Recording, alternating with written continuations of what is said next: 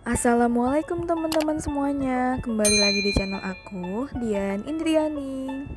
Sebelumnya jangan lupa di-subscribe ya. Sebelumnya, namaku Dian Indriani dengan NIM 18622011320. Aku dari Prodi Akuntansi Universitas Muhammadiyah Tangerang. Pada kesempatan kali ini, saya masih akan membahas mengenai metodologi penelitian. Ada desain penelitian. Desain penelitian yaitu rancangan penelitian yang menjelaskan berbagai cara yang digunakan untuk menjawab permasalahan penelitian. Desain penelitian terdiri dari 1. Populasi dan sampel, 2. Jenis data, 3. Definisi operasional, dan 4. Metode analisis data. Definisi operasional adalah cara mengukur variabel dengan menggunakan berbagai skala. Skala pengukuran dan instrumen penelitian.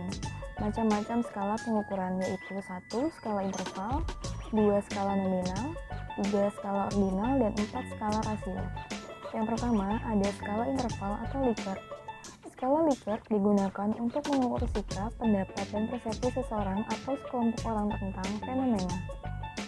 Dengan skala Likert, variabel dijabarkan sebagai indikator, kemudian indikator dijadikan item-item pertanyaan.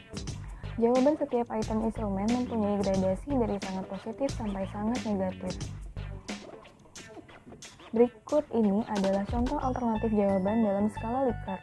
Yang pertama ada sangat setuju, setuju, ragu-ragu, tidak setuju, dan sangat tidak setuju. Lalu juga ada sangat positif, positif, negatif, sangat negatif. Ada juga selalu, sering, kadang-kadang, tidak pernah. Dan juga ada sangat baik, baik, tidak baik, dan sangat tidak baik. Dalam skala Likert, alternatif jawaban sangat setuju atau selalu atau sangat positif diberi skor 5. Untuk jawaban setuju atau sering atau positif diberi skor 4. Untuk jawaban ragu-ragu atau kadang-kadang atau netral diberi skor 3. Untuk jawaban tidak setuju atau hampir tidak pernah atau negatif diberi skor 2. Untuk jawaban tidak setuju atau tidak pernah diberi skor 1. Selanjutnya ada skala Goodman. Skala Goodman adalah skala pengukuran dengan dua jawaban yang tegas. Data yang didapat adalah interval atau rasio.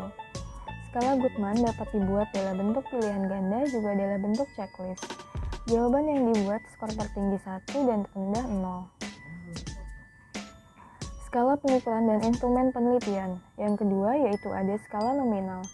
Skala ini adalah skala pengukuran di mana angka tidak memiliki makna kecuali hanya sebagai pembeda. Contoh, A hitam putih, B KAP BIK 4 atau KAP non BIK 4. C pria wanita, D departemen akuntansi atau departemen pemasaran. Yang ketiga ada skala ordinal. Skala ini memiliki makna rating. Jawaban pertanyaan bertingkat. Contoh berkaitan dengan juara. A 4 jika juara 4, B 3 jika juara 3, C 2 jika juara 2, D 1 jika juara 1. Skala yang keempat yaitu skala rasio. Data yang dihasilkan berupa data rasio. Skala ini merupakan skala tertinggi dalam skala pengukuran. Contoh, ROA sama dengan laba bersih dibagi aset total. Selanjutnya ada populasi teknik sampling. Populasi adalah wilayah generalisasi yang terdiri atas objek atau subjek yang mempunyai kuantitas dan karakteristik tertentu yang ditetapkan oleh peneliti untuk dipelajari dan kemudian ditarik kesimpulannya. Yang kedua, sampel. Sampel adalah sebagian dari jumlah dan karakteristik yang dimiliki oleh populasi. Yang ketiga, teknik sampling. Teknik sampling adalah teknik pengambilan sampel.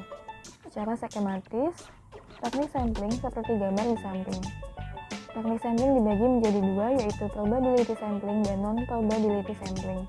Probability sampling dibagi lagi menjadi 4, yaitu simple random sampling, 2 proportional stratified random sampling, 3 disproportionate stratified random sampling, dan 4 area atau cluster sampling atau sampling menurut daerah. Non-probability sampling dibagi menjadi 6, yaitu sampling sistematis, sampling kuota, sampling accidental, purposive sampling, sampling jenuh, dan snowball sampling. Teknik sampling yang pertama yaitu probability sampling. Probability sampling adalah teknik sampling yang memberikan peluang yang sama bagi setiap unsur atau anggota populasi untuk dipilih menjadi anggota sampel. Teknik ini meliputi A. Simple random sampling. Dikatakan simple atau sederhana karena pengambilan sampel hak anggota populasi dilakukan secara acak tanpa memperhatikan strata yang ada dalam populasi itu. Cara demikian dilakukan bila anggota populasi dianggap homogen. Berikut adalah gambar simple random sampling. Yang kedua ada proportionate stratified random sampling. Teknik ini digunakan bila populasi mempunyai anggota atau unsur yang tidak homogen dan berstrata secara proporsional. Suatu organisasi yang mempunyai pegawai dari latar belakang pendidikan, maka populasi pegawai itu berstrata. Berikut ini adalah contoh gambar proportionate stratified random sampling. Yang ketiga ada disproportionate stratified random sampling. Teknik ini digunakan untuk menentukan jumlah sampel bila populasi serata tetapi kurang proporsional. Misalnya, pegawai dari PT tertentu mempunyai lulusan S3 3 orang, S2 4 orang, S1 90 orang, SMU 800 orang, dan SMP 700 orang, maka 3 orang lulusan S3 dan 4 orang lulusan S2 itu diambil semuanya sebagai sampel. Karena dua kelompok terlalu kecil bila dibandingkan dengan kelompok S1, SMU, dan SMP. Yang keempat, ada cluster sampling atau area sampling.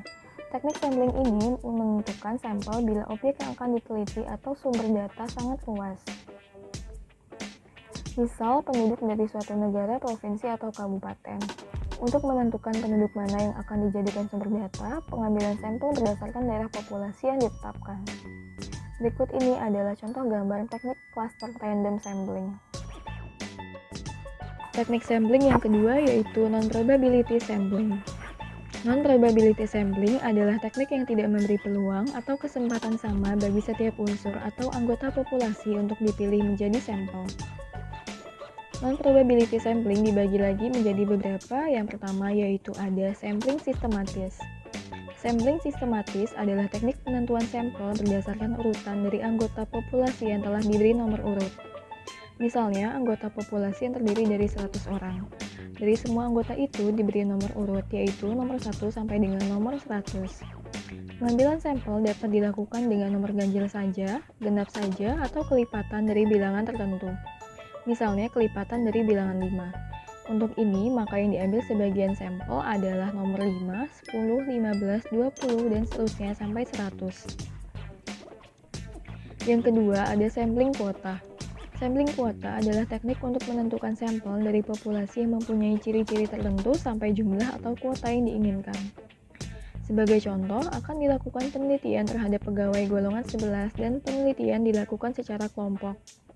Setelah jumlah sampel ditentukan 100 dan jumlah anggota peneliti berjumlah 5 orang, maka setiap anggota peneliti dapat memilih sampel secara bebas sesuai dengan karakteristik yang ditentukan atau golongan 11 sebanyak 20 orang. Yang ketiga, ada sampling accidental. Sampling accidental adalah teknik penentuan sampel berdasarkan kebetulan, yaitu siapa saja yang secara kebetulan bertemu dengan peneliti dapat digunakan sebagai sampel. Bila dipandang orang yang kebetulan ditemui itu cocok sebagai sumber data. Yang keempat, ada sampling purposive. Sampling purposive adalah teknik penentuan sampel dengan pertimbangan tertentu. Misalnya, akan melakukan penelitian tentang disiplin pegawai, maka sampel yang dipilih adalah orang yang ahli dalam bidang kepegawaian saja. Yang kelima, ada sampling jenuh. Sampling jenuh adalah teknik penentuan sampel bila semua anggota populasi digunakan sebagai sampel.